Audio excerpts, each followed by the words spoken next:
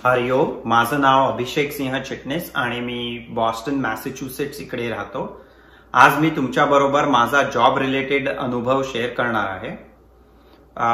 In fact हे series of अनुभव आहेत जे मी एक्सपिरियन्स केले आहेत आमच्या इंडिया व्हिजिट नंतर, जी झाली होती डिसेंबर 2022 मध्ये। जेव्हा पण मी आणि माझा परिवार, ज्याच्यात माझी बायको मधुरा वीरा आणि माझी मुलगी अनन्या वीरा आणि आम्ही इंडियाला व्हिजिट करतो, तेव्हा आम्ही एकदा तरी हरिगुरुग्रामला आणि हॅपी होमला व्हिजिट करतोच करतो। तर यावेळी जेव्हा आम्ही हॅपी होमला जात होतो दादांना भेटायला, तेव्हा माझ्या मनात विचार चालले होते की आपण दादांना आता आपली इंट्रोडक्शन कशी करणार। आपण 4 वर्षांनी भेटतो आहोत त्यांना, तर ते आपल्याला ओळखतील का, ते काय बोलतील। आणि ह्याच विचारात आम्ही त्यांच्या क्लिनिकमध्ये आतमध्ये शिरलो आणि मी आपले इंट्रोडक्शन चालू केले। त्यात दादा हसत म्हणाले, अरे त्याची गरज नाहीये, मला ऑलरेडी माहिती आहात तुम्ही कोण आहात ते। इथे मला दादांच्या रिमार्केबल आणि सुपर मेमरी ला सलाम करायचा वाटतो की एवढ्या श्रद्धावानांमध्ये देखील त्यांनी आम्हाला ओळखलं होतं आणि आम्ही 4 वर्षांनंतर त्यांना भेटत होतो। तर जेव्हा आम्ही डिस्कशन करत होतो दादांबरोबर, तेव्हा त्यांनी मला सांगितलं की तू ललिता अंबिका पूजन करून घे, आणि आम्ही तसं केलं देखील।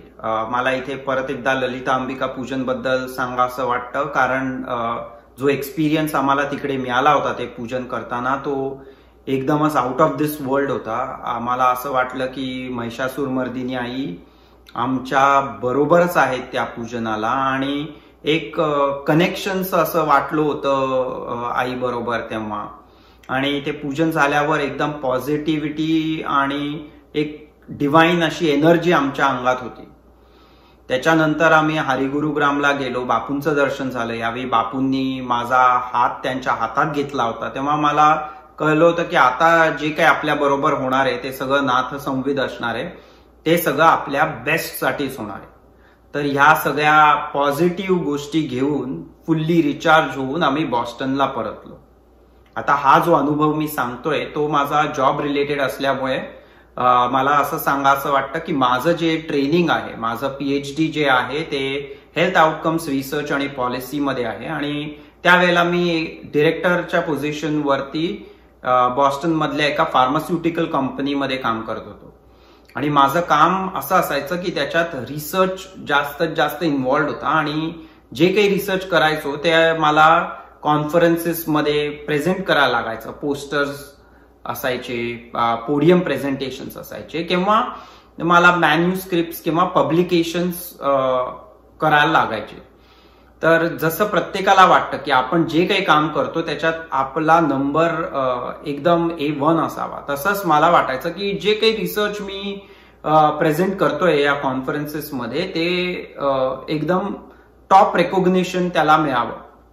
एकदाच मला मिळालं होतं हे रेकॉग्निशन, पण ते 11 वर्ष त्याला उलटून गेली होती, आणि मी ती वेळ यायची पाहत होतो की आता परत कधी आपल्याला ते रेकॉग्निशन मिळणार आहे। आणि मला वाटतं आता ती वेळ आली होती विथ म्हणजे बापूंच्या ब्लेसिंग्समुळे, बापूंच्या प्रेमामुळे आणि मोठ्या आईच्या दर्शनाने ती वेळ माझी आली होती आता। आणि मार्च मध्ये माझी कॉन्फरन्स होती, आणि मी त्या कॉन्फरन्समध्ये जेव्हा माझा रिसर्च प्रेझेंट केला तेव्हा मला गोल्ड मेडल अवॉर्ड त्या कॉन्फरन्समध्ये मिळाला होता।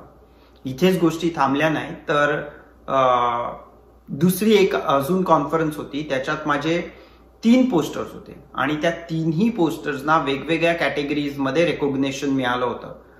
एका पोस्टरला इम्पॅक्टफुल रिसर्च असं रेकॉग्निशन मिळालं होतं, तर दुसरे 2 फायनलिस्ट मध्ये गेले होते, आणि जे फायनलिस्ट मध्ये गेले होते त्याच्यापैकी एकाला तर top research best poster research असा अवॉर्ड मिळाला होता।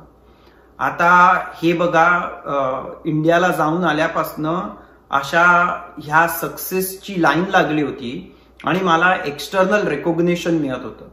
हे झालं कंपनीच्या बाहेर, कंपनीमध्ये देखील मला बिग रेकॉग्निशन अवॉर्ड्स मिळत होते, आणि कंपनीमध्ये लीडरशिपकडे माझं नाव देखील होत होतं तेव्हा।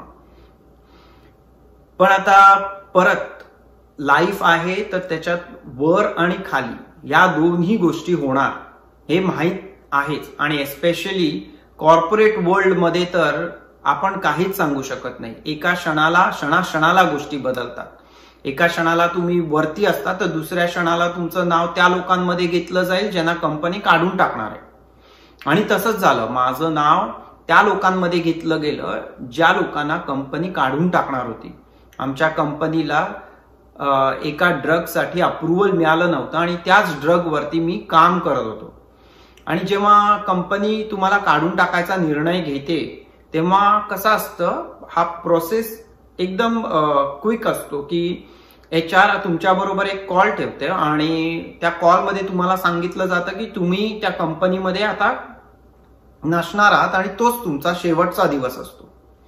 आणि तसंच झालं. बाकीच्या लोकांना, जे कोण माझे कलिग्स होते आमच्या टीम मधले, त्यांना सगळ्यांना सांगण्यात आलं आणि तो त्यांचा शेवटचा दिवस होता. पण आता इथे हे बघा, बापूंनी माझी कशी काळजी घेतली होती. बापूंनी हे बघितलं की माझ्या बाबतीत असं होत नाही. काढण्यात तर आलो होतो पण त्यांनी मला सांगितलं की तुझं एक्सेप्शन असेल, तुला आम्ही एक्स्ट्रा 6 आठवडे देतोय कारण तुला तुझे प्रोजेक्ट्स जे आहेत ते कोणाला तरी हँड ओव्हर करायचे. आता मी जे काम करत होतो त्याच्यातले सगळे प्रोजेक्ट्स कॅन्सल झाले होते. एकही प्रोजेक्ट पुढे जात नव्हतं. आता मला कळत नव्हतं मी काय हँड ओव्हर करणार होतो आणि मला का हा एक्स्ट्रा वेळ दिला होता, कारण माझ्या हातात एकही प्रोजेक्ट नव्हता. आता हे फक्त बापूच करून आणू शकतो की मला त्यांनी तो एक्स्ट्रा वेळ दिला होता कारण मला जॉब शोधायचा होता. पण जेव्हा ही तुम्हाला न्यूज मिळते की तुमचा नंबर लागलाय, तुमची नोकरी गेली आहे, तेव्हा आमच्या पायाखालची जमीन गेली होती. मी आणि मधुरा विरा आम्ही एकदम शॉकमध्ये होतो. आम्हाला कळत नव्हतं की खरंच का आपला नंबर लागलाय त्या लोकांमध्ये ज्यांचा जॉब गेलाय. आणि आपण इथे गोष्टी ऐकल्या आहेत की ज्या लोकांचे जॉब गेले आहेत, जेव्हा जे लोक जॉब शोधतायत त्यांना 6 महिने, 1 वर्ष किंवा त्याच्याहून जास्त जॉब मिळालेले नाहीयेत. आणि जे पण मिळालेत ते असं नाही की तुम्हाला जो हवा आहे तो मिळालाय. तर हेच सगळं डोक्यात असताना मी जॉबसाठी पटापट अप्लाय करायला लागलो होतो. जे काही दिसत होते ते मी अप्लाय करत होतो. पण आता इथे हे बघा की आत्ता ज्या गोष्टी घडल्या आहेत आत्तापर्यंत, की आम्ही मला अवॉर्ड्स मिळालेत, एक्सटर्नली, इंटरनली अवॉर्ड्स मिळालेत, हे जे काही पॉझिटिव्ह एक्सपिरियन्स झाले, हा सगळा माझ्या जॉब सर्चसाठी मला मदत करत होता. जेव्हा मी अप्लाय करत होतो मला इंटरव्ह्यूसाठी कॉल येत होते आणि जेव्हा मी हे एक्सपिरियन्सेस सांगत होतो की हे अवॉर्ड मिळालेत, हे रेकॉग्निशन्स मिळालेत, त्या ह्यानी एक पॉझिटिव्ह असा इम्पॅक्ट पडत होता. हेच जर अवॉर्ड मला 5 वर्षाआधी मिळाले असते तर मला वाटत नाही की तेवढा इम्पॅक्ट झाला असता त्याचा. पण बापूंनी हे बघितलं की मला राईट टाइमला कसे अवॉर्ड्स मिळत आहेत, जेणेकरून की जेव्हा अशी ही परिस्थिती येईल तेव्हा ते कसे उपयोगाला पडतील. हेच करत मी इंटरव्ह्यूला पुढे जात होतो आणि आता सप्टेंबर महिना आला होता आणि माझे 4 ते 5 इंटरव्ह्यूज एकाच दिवशी ठरले होते. आणि तो दिवस जो होता तो आपले गणपती बाप्पा येणार होते त्याच्यापैकी एक दिवस होता. इथे बॉस्टनला आमच्या घरी 5 दिवस गणपती बाप्पा आम्ही बसवतो आणि इथे खूप बिझी होऊन जातं. इथे आम्ही बॉस्टनमध्ये एका इंडियन कम्युनिटीमध्ये राहतो आणि इथे आमचे नेबर्स म्हणा, आमचे फ्रेंड्स म्हणा व्हिजिट करत असतात आम्हाला सारखे. आम्ही त्यांच्या घरी जात असतो आणि गणपतीचे 5 दिवस एकदम बिझी असतात. लंच, डिनर हे सगळे खूप प्लॅन केलेले असतात व्यवस्थितपणे. तर हेक्टिक होऊन जातं कधी कधी, कारण लिमिटेड हेल्प असल्यामुळे इकडे दुसऱ्या काहीच गोष्टी करता येत नाहीत त्या दिवसात. तर असं असताना देखील आता प्रश्न पडला होता की इंटरव्ह्यू कसे द्यायचे ते 4 ते 5 त्याच दिवसात. तर बापूंनी त्याची पण काळजी घेतली होती. वेदर कंडिशन्स इकडचे असे बदलले की इव्हेंट्स जे आमचे प्लॅन झाले होते ते सगळे उलटे सुलटे करायला लागले. आणि जो दिवस माझा इंटरव्ह्यूचा होता त्या दिवशी एकही इव्हेंट प्लॅन झाला नाही आणि कोणी आमच्याकडे येणार नव्हतं, आम्ही कोणाकडे जाणार नव्हतो. आणि बापूंनी हे बघितलं की माझे इंटरव्ह्यूज कसे व्यवस्थितपणे निर्विघ्नपणे पार पडतील. आणि तसंच झालं. इंटरव्ह्यूज एकदम मस्त गेले आणि गणपती बाप्पा घरातनं निघायच्या आधी मला न्यूज आली होती की मला एक जॉब लागला. इनफॅक्ट 2 दिवसानंतर अजून एक जॉब लागल्याची न्यूज आली होती. अल्टिमेटली मी जो जॉब माझ्या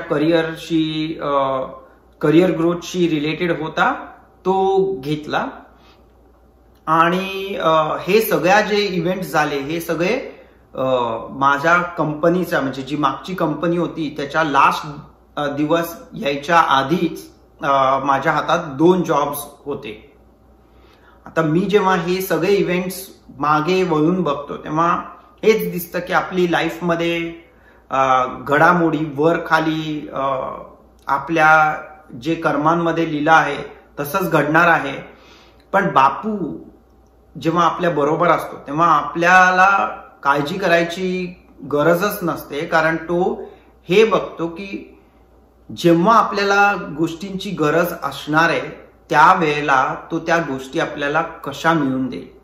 आणि तेच झालं होतं. जेव्हा मला सक्सेसची अत्यंत गरज होती त्याच वेळेला बापूंनी ती मला मिळवून दिली होती. आणि त्यांनी हे बघितलं होतं की आता दिवस बदलणार आहे तर तुला ह्या गोष्टीची अत्यंत गरज लागणार आहे तर तुला ती कशी वापरता येईल. तर मी ह्याच्यासाठी बापूंचं खूप खूप अंबज्ञ आहे की बापू तुम्ही अशा या बिकट परिस्थितीमध्ये देखील मला ती परिस्थिती बर्डनसम अशी वाटली नाही आणि असं वाटलं नाही की काही पनिशमेंट आहे. पण ती माझ्यासाठी एक अपॉर्च्युनिटी झाली ज्याच्यात मला शिकता आलं आणि माझी ग्रोथ देखील झाली. तर त्याच्यासाठी खूप अंबज्ञ. हरिओम श्रीराम अंबज्ञ नाथ संवेद नाथ संवेद नाथ संवेद.